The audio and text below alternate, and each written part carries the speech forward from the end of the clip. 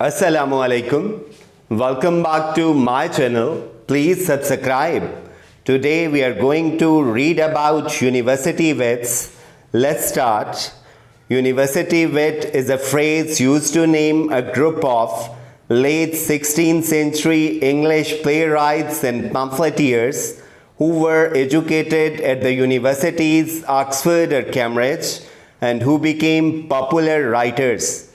ये इस्तेलाह जो है लेट 16th सेंचुरी के अंग्रेज ड्रामा निगारों और पम्फलेटियर्स को बयान करने के लिए इस्तेमाल की जाती है. पम्फलेटियर्स कहते हैं राइटर्स ऑफ पम्फलेट्स, और पम्फलेट्स क्या होते हैं? स्मॉल बुकलेट्स और लीफलेट्स कंटेनिंग इंफॉर्मेशन और arguments about a single subject. और ऑक्सफोर्ड और कैम्ब्रिज आप जानते हैं कि दुनिया के मशहूर तरीन तालीमी इदारे हैं, और ये इंग्लैंड के ओल्डेस्ट और मोस्ट सेलिब्रेटेड जो हैं तालीमी इदारे थे. The term university wits was coined by George Sainsbury, a 19th century journalist, author, literary historian and critic. कि ये जो है इस्तेलाह जॉर्ज सेंसबरी ने वज़ा की थी, जो बहुत मशहूर लिटरेरी हिस्टोरियन, जर्नलिस्ट और क्रिटिक था. Christopher Marlowe, Robert Greene and Thomas Nash graduated from Cambridge, while Thomas Lodge and George Peele graduated from Oxford University. The group includes John Lilly, George Peele, Robert Greene, Thomas Kidd, Thomas Lodge, Christopher Marlowe and Thomas Nash. इनमें से Thomas kid जो है वो किसी भी university का graduate नहीं था, मगर उसका स्टाइल इन लोगों से मैच करता है, इसलिए उसे यूनिवर्सिटी विट्स में से एक समझा जाता है. Now let's go to the next slide. Characteristics of university wits. कि यूनिवर्सिटी विट्स की जो राइटिंग्स थी उनके क्या कॉमन फीचर्स हैं. There was a fondness of heroic themes such as lives of great figures like Muhammad and टेम्बरलिन.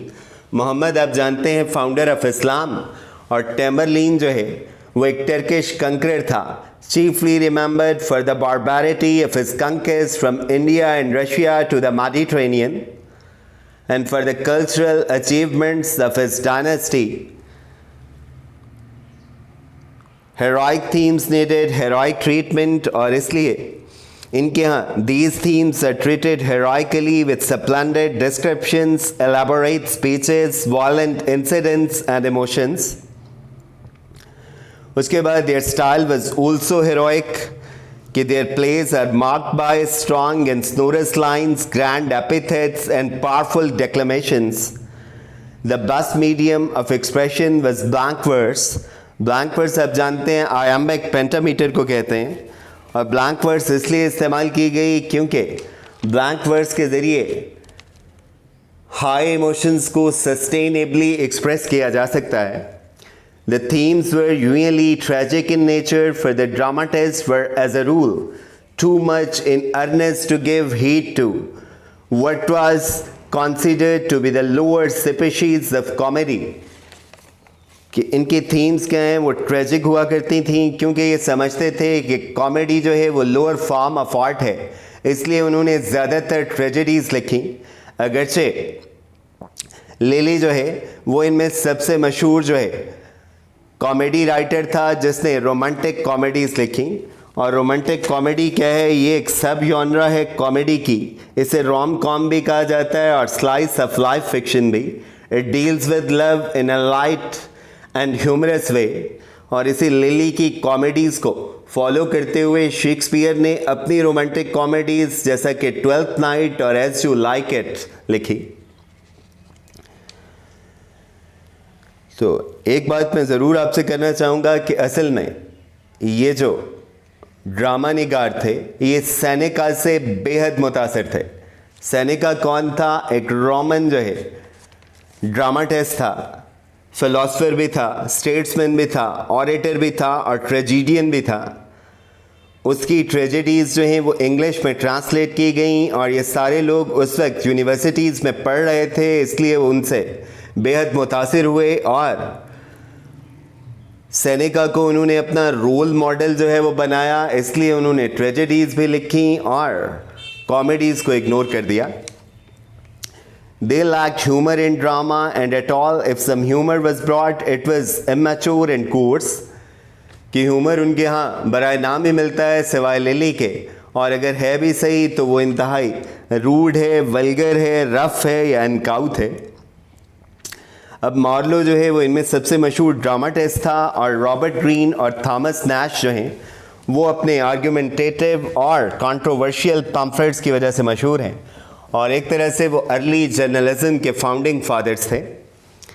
In the pamphlet growths Worth of It by Green, there was an apparent attack on Shakespeare as an upstart crow. कि Groats Worth of It ये जो है pamphlet था जो 1592 में green ने लिखा.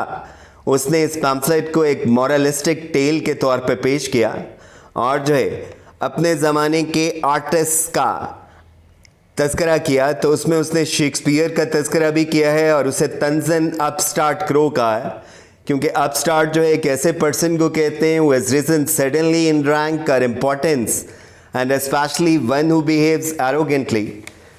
All of them wrote in pre-Shakespearean style that separated them from the writers of the previous drab era. कि उन्होंने प्री शेक्सपियरियन स्टाइल में लिखा, और इसलिए उन्हें जेकोबियन ड्रामाटिस्ट से अलग समझा जाता है कि ये एलिज़ाबेथियन थिएटर के जो है फाउंडिंग फादर्स थे. अब हम आते हैं जॉन लिली की तरफ, जो पहला जो है यूनिवर्सिटी वेट था. He was an English writer, poet, dramatist, playwright, best known for his books Euphues, the Anatomy of Wit, and Euphues and his England, sequel of Euphues 1580. कि उसकी ये मशहूर किताब है और ये 2 हिस्सों में लिखी गई. He was born in Kent, England. His father was the registrar for the arch bishop Matthew Parker. Registrar कहते हैं रिकॉर्ड कीपर को, और आर्च बिशप जो इंग्लैंड का सबसे बड़ा बिशप था. He was a student at Magdalen College, Oxford, where he earned his bachelor's degree. He started writing comedies after 1580.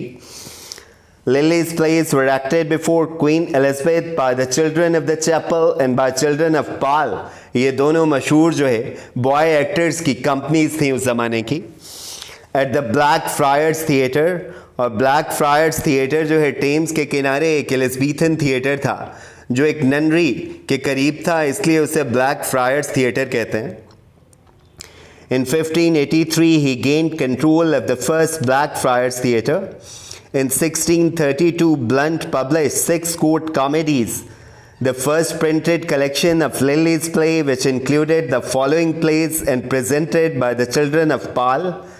कि उसकी 6 कोर्ट कॉमेडीज़ पब्लिश की गई, और ये उसकी पहली प्रिंटेड कलेक्शन थी, और ये प्लेस जो हैं कोर्ट में चिल्ड्रन ऑफ पाल नामी एक्टिंग कंपनी ने पेश किए. पहली कॉमेडी का नाम था इंडीमियन. ये एक स्ट्रगल है between fleshly temptation and heavenly contemplation. कि इसमें जो इंडीमियन जो एक यंग कोटियर था, he is sent into an endless slumber by Tillus, his former love, because he has spurned her to worship the ageless Queen Cynthia. कि जो central character है उसे टीलस जो है किसी मैजिक पोशन के ज़रिए सुला देती है, क्योंकि वो उसे इग्नोर करके क्वीन सिंथिया से मोहब्बत करने लगा है. कंपैस्पी ये जो है फर्स्ट वेंचर था शायद लिली का स्टेज पे, और इसमें Alexander the great Sikandar Azam जो है ही falls in love with the beautiful Theban captive जिसका नाम था कंपैस्पी. फिर ये होता है कि एप्पल्स को जो है उसकी तस्वीर बनाने के लिए कहा जाता है, तो कंपैस्पी और एप्पल्स के दरमियान मोहब्बत जो है वो परवान चढ़ती है. जब अलेक्जेंडर को इस बात का पता चलता है तो वो उन दोनों को जो है यूनाइट करने में मदद करता है. नेक्स्ट इसकी कॉमेडी थी सेफो एंड फाओ. ये एक एलिगोरिकल आइडियलाइजेशन थी क्वीन एलिजाबेथ की. उसके बाद गैलिथिया, ये एक फैंटास्टिक कॉमेडी और रोमांस थी कि जिसमें फन, मैजिक, गॉड्स और शेपर्ड्स जो हैं वो नज़र आते हैं. उसके बाद मीडॉस, ये जो है भी एक ओवरटली और एक्सटेंसिवली एलिगोरिकल कॉमेडी थी. एलिगोरिकल आप जानते हैं हैविंग हिडन मीनिंग्स, और ये स्टोरी उसने ओविड जो एक रोमन पोइट था, उसकी किताब मेटामॉर्फोसिस से ली थी। और इसके जो किरदार हैं पॉलिटिकली वो फिलिप सेकंड ऑफ स्पेन और इंग्लैंड और क्वीन एलिजाबेथ को रिप्रेजेंट करते हैं। उसके बाद मदर मॉम्बी, ये जो है यूनिक है लिलीज के ड्रामेटिक कैनन में, क्योंकि ये वर्क ऑफ फार्स और सोशल रियलिज्म है कि इसमें lily departs from his dream world of classical allusion and courtly comedy to create a vulgar realistic play of rustic life in a contemporaneous England। और इसमें बॉम्बे जो है वो एक लोकल कनिंग वुमन है जो एक मैच मेकर है। Now let's go to the next slide। Lily's Metamorphosis was left out among the Singh's comedies। के जो Metamorphosis है, Love's Metamorphosis, ये उसका लास्ट प्ले था जो 1601 में परफॉर्म किया गया। ये भी एक एलिगोरिकल पेस्ट्रॉल है। पेस्ट्रॉल कहते हैं जो नेचर और रूरल लाइफ के मुतालिक बात करे। उसके बाद lily made a deep influence on Shakespeare. Loves Metamorphosis his deep influence on Shakespeare's loves labour lost, कि उसने लव्स लेबर लॉस्ट जो है वो इसी लव्स मेटामॉर्फोसिस से मुतासिर होकर लिखी थी। Galathea of lily his influence on Shakespeare's midsummer night dream, कि ये जो उसकी कॉमेडी है ये उसने गैलेथिया से इंस्पायर होकर लिखी। The proverb all is fair in love and war has been attributed to Euphues, कि यूफेस से ये जो है प्रोवर्ब जो है वो बारो की गई है कि मोहब्बत और जंग में सब कुछ जायज़ है। Francis Meres places him among the best for comedy, कि फ्रांसिस मीयर्स जो है वो एक इंग्लिश ऑथर था जिसने क्लॉडियस टामिया नामी किताब लिखी, और ये एक कॉमन प्लेस बुक थी valuable for information on Elizabethan poets, कि इसमें तमाम जो है मलका एलिजाबेथ के दौर के शौरा कराम का जिक्र है। Ben Jonson name Lyly among these foremost rivals who were outshone and outsung by Shakespeare, कि वो ये कहता है कि ये बड़े ड्रामा निगार थे, मगर मसला ये है कि शेक्सपियर ने इन सब को पीछे छोड़ दिया था। The Maid's Metamorphosis is a late Elizabethan stage play, a pastoral first published in 1600. The play, a comedy of considerable merit, was published anonymously and its authorship has been a long-standing point of dispute among scholars, although attributed to Lilly.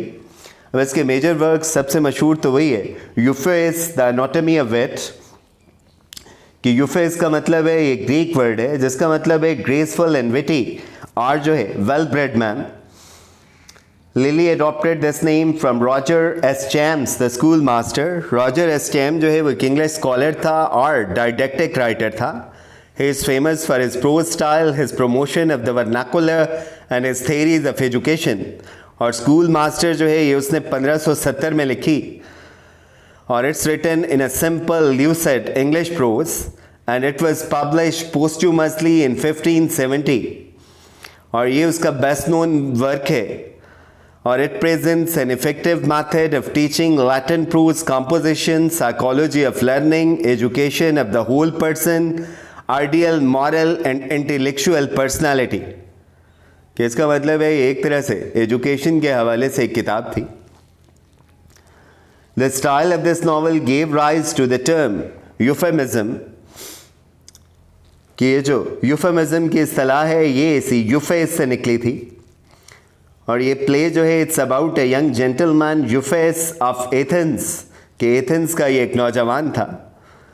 और ये जो यूफेज़म है इसकी मज़ीद definition मैं किए देता हूँ कि it is a peculiar mannered style of English prose। It consists of a precisely ornate and sophisticated style। ornate कहते हैं decorated को, implying a deliberate excess of literary devices such as antithesis। antithesis कहते हैं ये एक rhetorical device है in which two opposite ideas are put together in a sentence to achieve a contrasting effect। जैसे आप कहते हैं speech is silver but silence is gold, ऐसे ही रेपिटेशन और एलिट्रेशन। एलिट्रेशन आप जानते हैं कि जिसमें जो है सेम कॉन्सोनेंट साउंड से शुरू होने वाले अल्फाज को इकट्ठा इस्तेमाल किया जाता है। रिपीट कहते हैं बार बार किसी चीज़ को बयान करना, और रेटिकल क्वेश्चंस होते हैं वही जो ऑब्वियस क्वेश्चंस हैं कि जिनका आंसर मकसद नहीं होता। तो ये उसके स्टाइल की मतलब चीज़ें हैं कि उसका स्टाइल हाईली पॉलिश्ड है, ऑर्नेट है, सोफेस्टिकेटेड है और इसलिए उसे बाज़ दफ़ा जो है आर्टिफिशियल भी समझा जाता। Classical learning and remote knowledge of all kinds are displayed. तो यहाँ पे जो है उसने अपने इल्म को भी खूब बिगाड़ा है कि इसमें जो है मिथोलॉजी और क्लासिकल एल्यूजन्स के हैं वो बकसरत मिलते हैं। Thanks for patiently listening to me. Stay safe, stay blessed and keep on watching my videos and don't forget to subscribe my channel. Allah Hafiz.